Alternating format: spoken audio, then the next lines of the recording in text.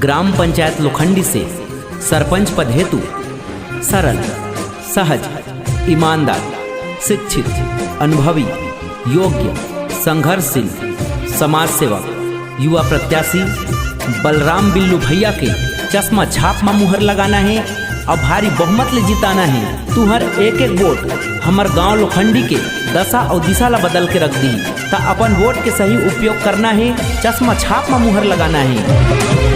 तोला लालच देवाही, तोला पैसा देवाही, सबके ला झोंक ले बेजी, ककरो बात माझा ना बेझन, छापला भूलाबे मन मा सोच ले बेजी,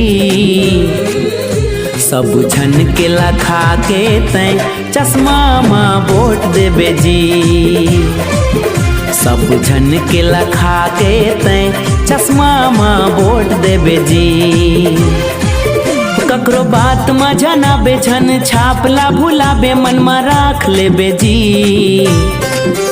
एक हर चश्मा है निशानी, गुरतुर भैया के है बानी, तैहा सोच ले बेजी, बलराम पटेल भैया ला चश्मा माँ वोट दे बेजी, बलराम पटेल भैया ला चश्मा माँ वोट दे बेजी। तो हमार बलराम पटेल बिल्लू भैया के एक ही सपना है, अपन गांव के विकास करना। तो अपन एक एक वोट के महत्व ला समझना है और बलराम पटेल बिल्लू भैया के चश्मा छाप में मुहर लगाना है, अपन गांव के विकास पर, अपन समाज के हित पर, गांव में विकास की गंगा बहाना है। तो बलराम पटेल बिल्लू भैया ला जिताना है, चश्मा छाप में मुहर लगाना है।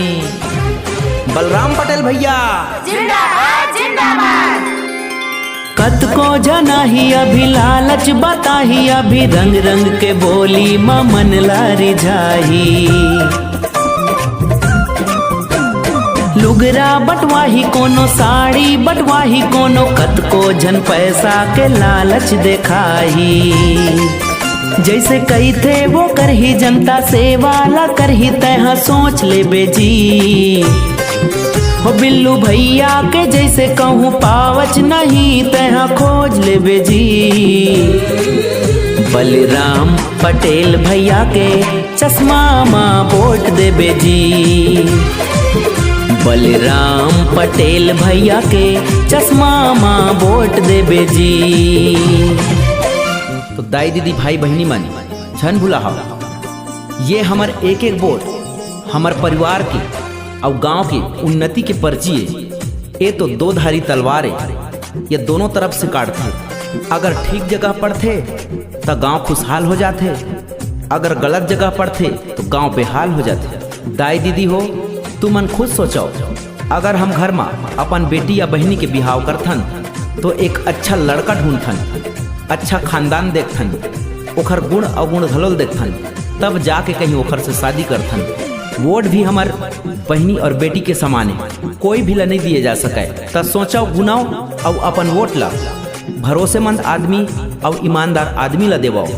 एखर सेती अपन गांव के विकास बर चश्मा छाप में मुहर लगावाओ, बलराम पटेल बिल्लू भैया ला जितावाओ, जेन हमार गांव के विकास करही, समाज की सेवा करही और गरीब मन के हित में सोची। बलराम पटेल भैया जिंदाबाद जिंदाबाद।